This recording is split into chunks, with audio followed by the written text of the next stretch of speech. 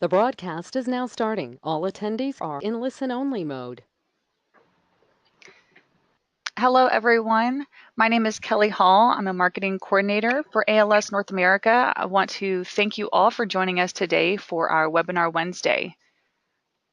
I'm going to give about one more minute just to make sure we still have some people jumping on right now, and then we'll go ahead and get started.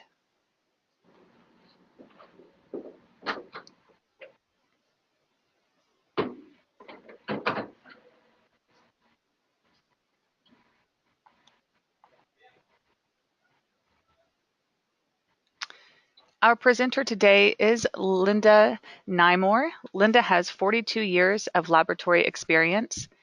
After 22 years of analytical work, she moved into a quality role and is currently the National Quality Manager for the ALS Environmental Division in Canada. Linda is responsible for leading the development and implementation of a national quality system compliant with all applicable regulations, recognitions, and specific program requirements. Along with this wealth of knowledge and industry experience, Linda is active in the laboratory accreditation industry by working with the CALA accrediting agency, a member of the SEC Committee on Conformity Assessment, and a laboratory representative on the ILAC working group. Her commitment to client service, combined with her technical expertise and experience, make her a valued partner for ALS clients. Today, Linda will be discussing the laboratory QA/QC processes. During this presentation, please use the chat box, ask a question box, or the raise hand features to ask any questions throughout this presentation. All right, well, Linda, thank you for taking your time to deliver this presentation today. I will go ahead and turn it over to you. Thank you very much, Kelly, and hello and welcome to everyone attending. So at ALS, we start all of our meetings with a safety moment, and I thought I would do the same thing today. My topic is heat-related illnesses can be fatal. Our bodies are constantly struggling to disperse the heat they produce, and we are rarely aware of it unless we are exposed to more heat than our bodies can handle. In 2014, 244 people died in the USA from exposure to excessive heat, according to the National Safety Council. Heat-related illnesses can include the most severe, which is heat stroke, due to heat exhaustion and heat cramps. And of course, those who work outside are at risk. Prevent heat-related illnesses by drinking more liquids than you think you need. Also, drinking juice or sport drinks help to replace lost salt. Wearing loose, lightweight clothing and a hat, and wearing sunscreen because sunburn affects your body's ability to cool itself. In this presentation, I'm going to give an overview of what a quality management system is. We're going to look at the principles that govern quality systems in the lab industry today. We're going to look at an overview of how those principles are fulfilled at ALS. And then we'll delve deeper into common quality control protocols, including common uses of QC data, common types of QC samples, and data quality objectives, what they are, and where they come from. So what is a quality management system? Well, the invitation to the session today related that the topic was going to be QA/QC. In today's terminology, QA and QC are generally discussed under the terms quality management practices, and the processes developed to manage quality are called quality management systems, or just shortened to quality systems. But regardless of the terminology used, we are talking about the processes that provide confidence in the operation of laboratories. These processes enable labs to demonstrate that they operate competently and generate valid test results. This in turn minimizes risks to customers, to the data end users, and of course to the general public itself.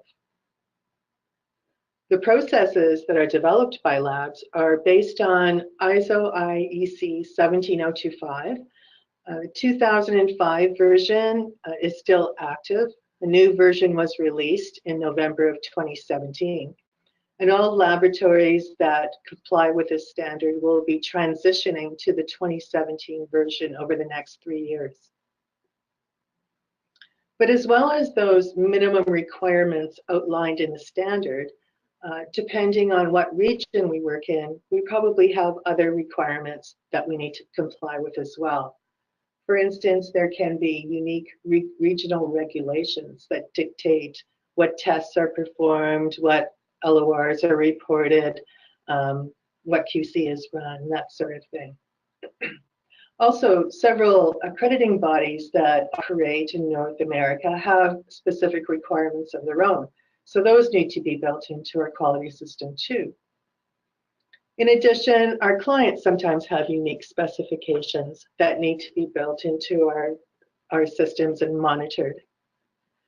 And then as well, we continually monitor the performance of our tests and the operation of our quality system, and then use that information to feed back into a continuous improvement process. So the first 4 bullets there are all external to laboratories. That last one is our own, and it's what I believe sets apart a high-performing laboratory from the norm, how well they monitor their systems and how well they use that feedback to look for areas where improvements are needed.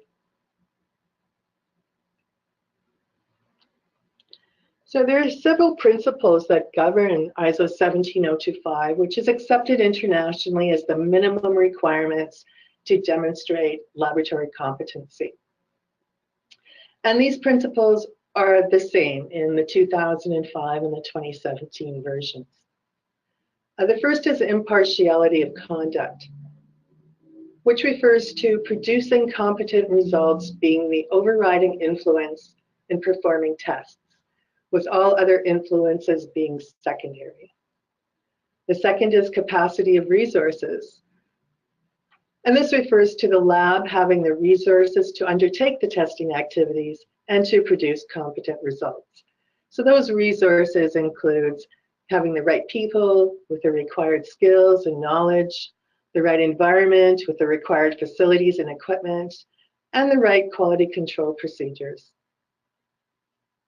Exercise of responsibility refers to individuals having the authority to execute specific functions, and the organization can demonstrate accountability for the results of the work. Scientific method refers to test methods being based on acceptable scientific approaches, and deviations where they are allowed are validated in a manner that's considered to be acceptable by experts in that field. Objectivity of results refers to the test results produced by the scientific method are based on measurable quantities produced by individuals deemed competent to produce them. Traceability of measurement refers to test results being based on a recognized system of measurement. The chain of comparisons of the measurements is unbroken for the transfer of measurement characteristics, including measurement uncertainty. Repeatability of tests refers to the test which produced the results will produce the same results within acceptable deviation during subsequent testing when using the same procedure, the same equipment, and the same personnel. And then finally, transparency of process. Processes are open to internal and external scrutiny so that factors adversely impacting the pursuit of objective and competent results can be readily identified and mitigated. So how are those principles fulfilled at ALS?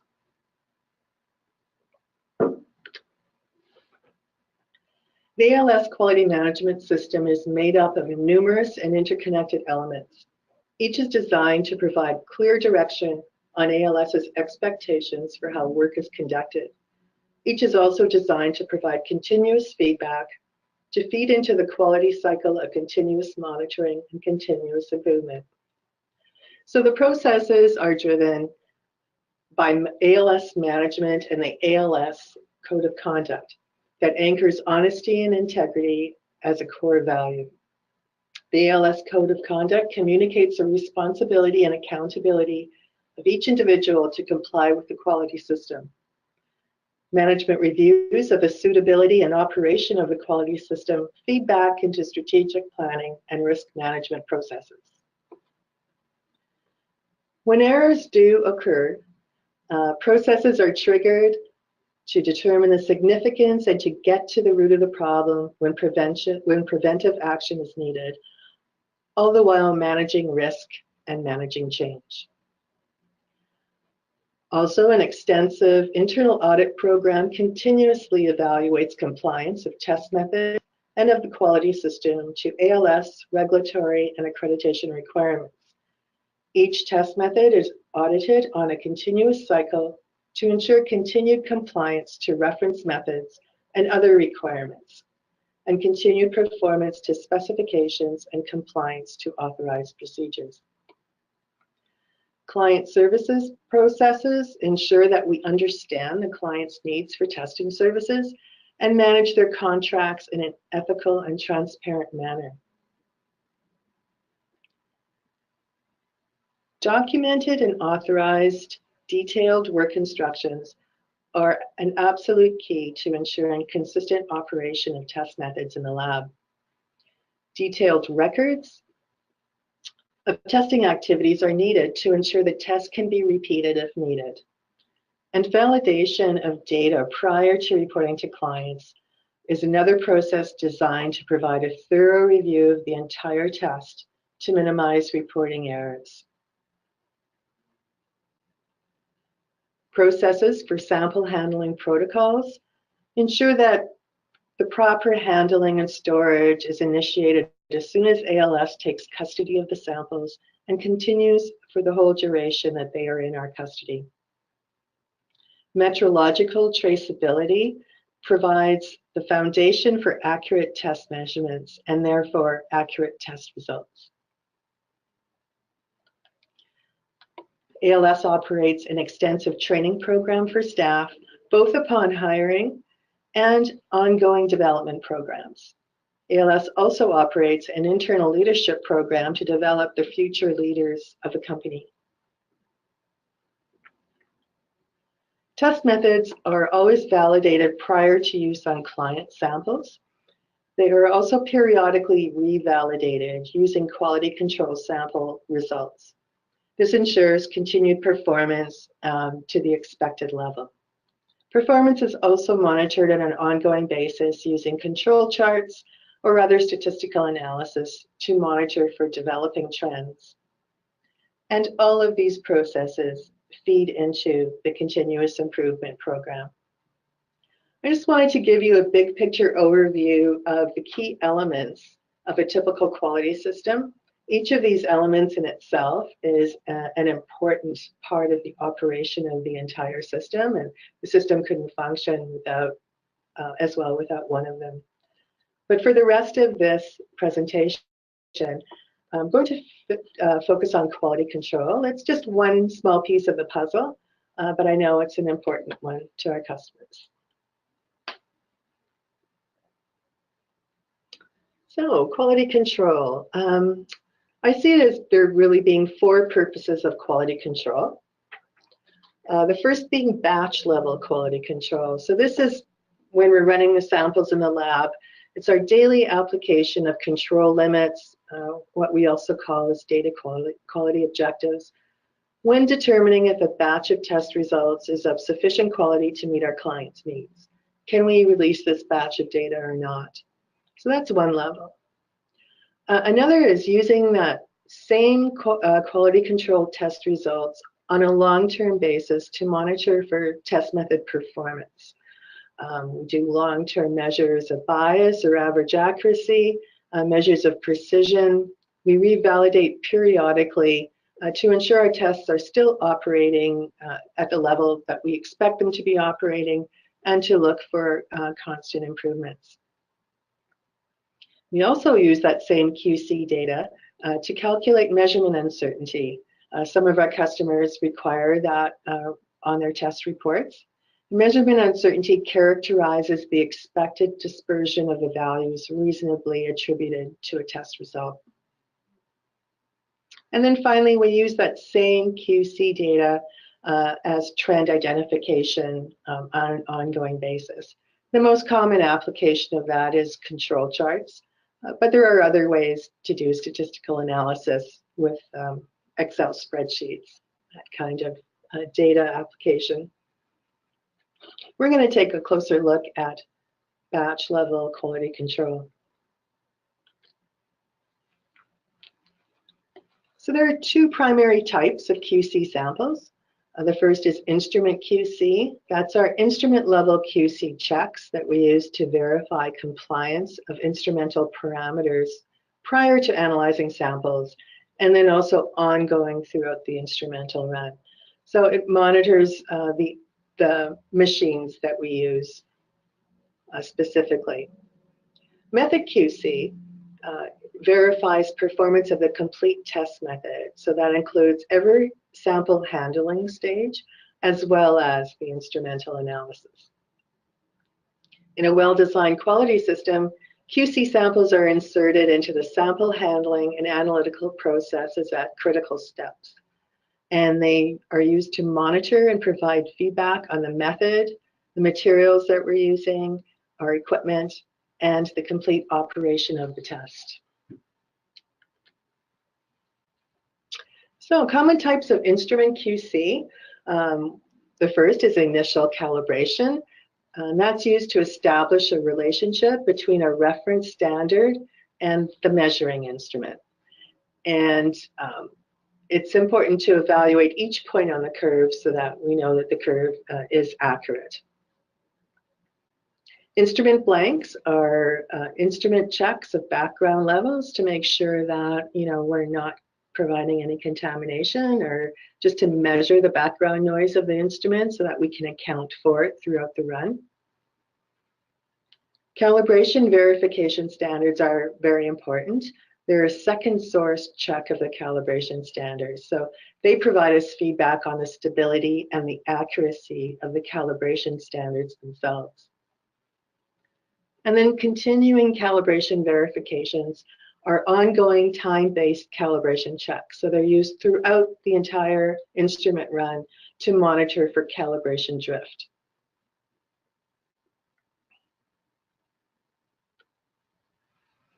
Common types of method QC are method blanks.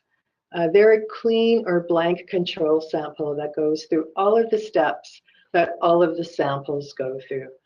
They're used to detect contamination during sample preparation or analysis. So they follow along with samples and are treated exactly like samples. They also check for false positives within a batch. Laboratory control samples is again a clean matrix. For example, there could be deionized water or clean sand or just the reagents that we're using. And they're spiked with test analytes, known amounts of test analytes. LCSs are used to measure core method performance. Because they're spiked into a clean control sample, they do not evaluate effects of complex sample matrices. We measure percent recoveries to verify successful performance of the test for the batch.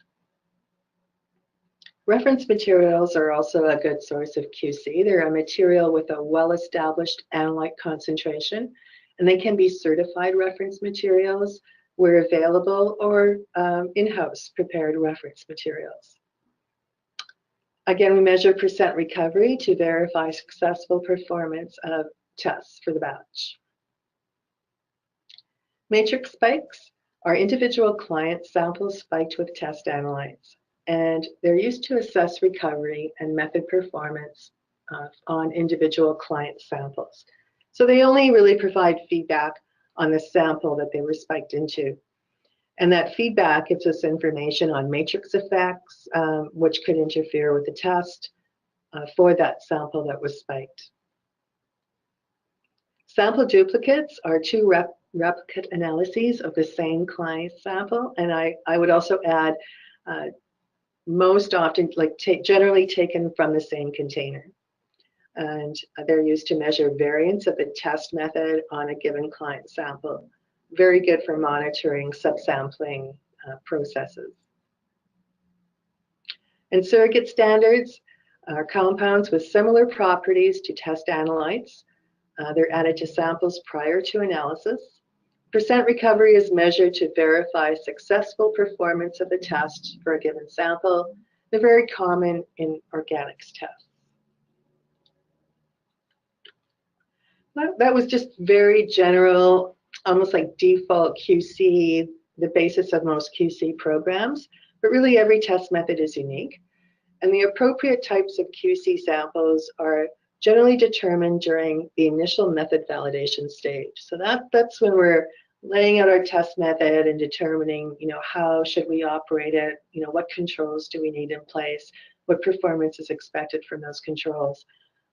And we go to reference methods for information. Sometimes a field of testing defines expected types of QC samples, and often experience comes into play. So additional checks are added where experience indicates that specific steps in a sample handling or analytical process just requires closer observation so that we can, ensure ourselves and our customers that we're maintaining control over it. So each test method is really evaluated in its own merit and appropriate QC determined for it. Data quality objectives are the test method performance requirements that we apply to our QC samples. Their performance requirements are specified for both instrument and method QC samples for every test. And the DQOs demonstrate that each batch of prepared samples in every analytical run produces test results that are fit for purpose. To be effective, though, in evaluating the reliability of the test results, the DQOs must be relevant to the test. And as laboratories, we have access to various relevant sources of DQOs, and the choice can be dependent on several factors. So the overriding concern is to protect our customer and regulatory interests. So we need to know if regulatory specifications apply to the test that we're running. We need to know if there are non-regulatory standard practices that are just expectations of the industry. We need to know if we have contractual obligations for our clients. We need to know if there are accrediting body specifications. We need to know if the reference method, or need to consider that the reference method that we're running is prescriptive. So it might be one that has quality control specifications in it and deviation is not allowed. And is the performance history of the test method well characterized? So the source that is chosen in each case will be based on answers to these questions. So some examples of sources of DQOs then, for example, regulatory agency specifications. In Canada, we have the Ontario Ministry of the Environment and Climate Change, who has published some regulations that have data quality objectives right anchored into the regulation. So when we're running tests that pertain to those regulations, that's what we would follow. Similarly, the British Columbia Ministry of the Environment has published an environmental laboratory manual that contains data quality objectives for some tests. So when doing work in that region, we need to make sure that we're complying with that. In Canada, there's also some national guidance that was published in 2016. The Canadian Council of Ministers of the Environment, or the CCME, published a guidance manual for environmental site characterization in support of environmental and human health risk assessment. And that document not only outlines test methods that are commonly used and considered to be acceptable, references, typical QC, expected MDLs, expected data quality objective criteria. So that's another excellent source, because I believe that all provincial regulators in the country have said that for that type of work that they will adopt that document. Hey, Linda, we do have one question regarding that. Sure. It says, Do you do method validation or method transfer for clients? We validate any routine test method that we're offering to clients. I'm not sure if that's answering that question. I'm not sure what method transfer would refer to. If Purvish responds with another follow-up, I will let you know. Okay, thank you. Mm-hmm. Customer specifications is where we were. So for example, the USA Department of Defense Quality System Manual has specific data quality objectives for work that is done for them. So that's an example of when we're doing their work, that's what we would have to follow. There's also some prescriptive reference methods out there. One example is the CCME Canada-wide standard for petroleum hydrocarbons in soil, Tier 1 method, where that test method is followed, has prescriptive elements that labs cannot deviate from, and some of the prescriptive elements include QC performance specifications. Also, historical test method performance can be used in the absence of other references. So what is possible for that given method? And sometimes data quality objectives can, include a combination of the above, but generally in that instance, we use the most restrictive criteria. So we have QC, and we have our data quality objectives that we compare it to. What happens when we have exceedances? Well, first of all, we need to understand what caused the exceedance as much as possible. And there can be many, many different factors, of course, but the most common causes of DQO exceedances are generally sample matrix effects, which can impact recovery, chemical interferences from the sample to the chemistry of the test, which also can impact recovery, non-homogeneity, which of course impacts precision, and it happens, equipment failure, which of course impacts everything, including turnaround times that we've agreed to with customers. The general actions we take, our first preference always is to fix the problem and reanalyze the samples whenever possible so that we don't have to report the initial possibly compromised test data to our client. And we can always just report the most reliable data. But sometimes it's not possible to reanalyze. We might have used up the entire sample for the first analysis. There's, different issues there. So when it's not possible, then we will report the initial result to the client and qualify where there is a potential data impact based on our understanding of what the issue was.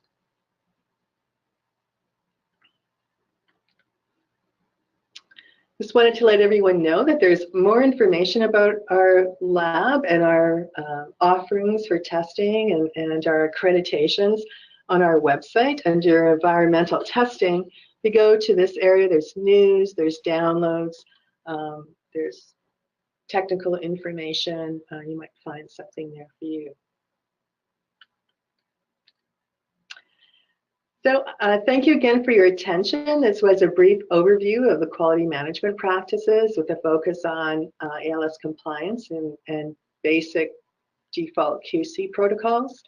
My contact information is there, and yeah, if you have any questions, I'd be happy to answer them. And even if you think of them later, please feel free to contact me directly with them. Yes, thank you, Linda. We will open it up for questions.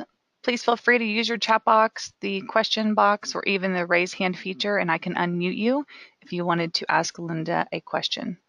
We'll give everyone a few moments so they can write those questions down.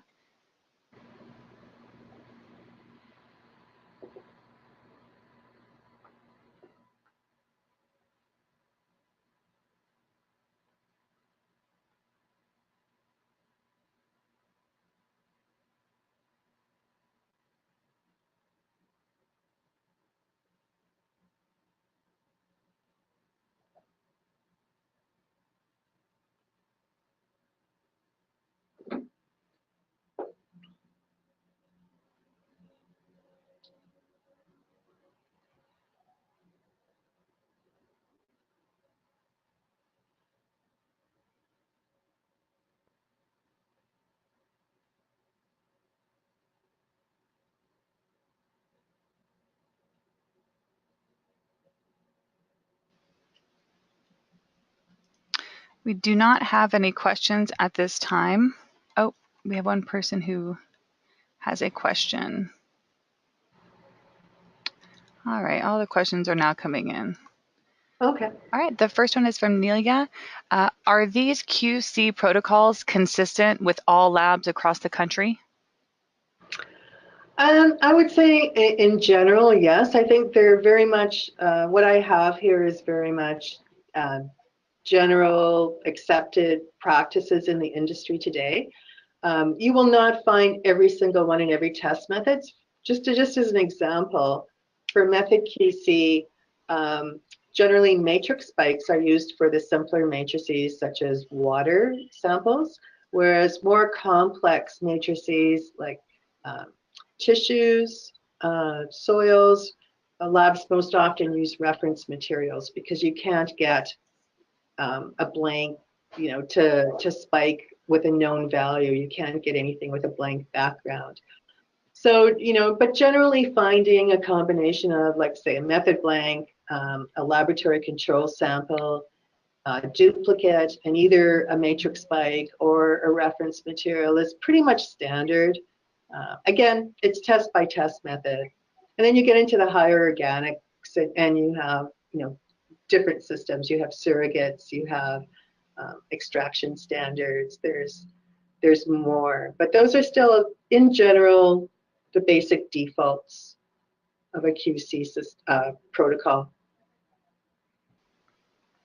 Perfect, thank you. We have another question from Mario. It says ISO 17025 produces a guide for the verification or validation of analytical methods. Is it a case where even when using, for example, standard methods which have been validated, you repeat those same exercises? That's a really good question. So the ISO standard does differentiate between verifying a method and validating it. And they use verification in the case where you're adopting a standard method as is without significant modifications. So standard methods, EPA, if you're not modifying anything that can impact the test result, then they talk about verification. But then that verification still includes confirmation across your range and calibration and verifying your detection limit and doing precision and accuracy, and then evaluating if you need to do any more after that. And then if you're modifying a standard method or developing an in-house method, then you have to do that same verification protocol plus more, because you have to now look at repeatability and robustness and validating that the changes or modifications that you made are not going to negatively impact the quality of the test result. So there's other considerations beyond that. Did that answer your question? Hopefully it did, Mario. If you wanted to follow up, feel free to write another question. We do have another one as well. This one says, is there specific parameters or tests that require additional checks? And if so, which ones? I would say yes. But to give a list would be pretty hard. From that, I would go right to the reference methods. Whether it's an EPA reference method or published by some other company. The reference methods themselves are very good at laying out what QC practices should be are relevant to that test method. I know that's a general statement, but it's very detailed and is very method specific. Perfect. And I'm sure that if he has a follow-up question, he can email you as well with a direct one about that. Sure. We had one more follow-up, and I was going to see if I'm going to unmute Purvish Patel. He does have a question, and I'm going to see if he can relay that message a little bit better. All right, you are unmuted. Hello, good afternoon, Linda. Hi. I just wanted to know, like, do like method transfer I can give you an example. Like when I was working in lab, lab lost their license to analyze anything like any analyte or anything, something like that. And Mm-hmm. in that case, we were transferring our samples to a contract lab Mm-hmm. where we did our method transfer. Like our in-house method was transferred to their lab, and they did some validation over that method, and then they adopted that method to analyze our samples. So I does ALS does something like that, or I don't know that we don't do something like that. I guess it would really depend on the business case, you know. So, oh, um, yeah. So I would just suggest that you contact your nearest ALS lab if that issue ever came up to see if they could help you out with that. okay, yeah, not a problem. Sounds perfect. Thank you. Thank you.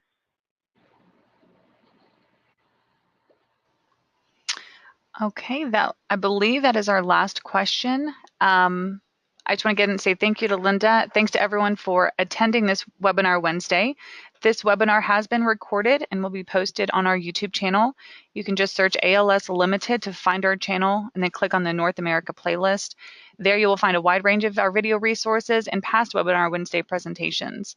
Also, feel free to visit our showcase page on LinkedIn, as well as our other various forms of social media.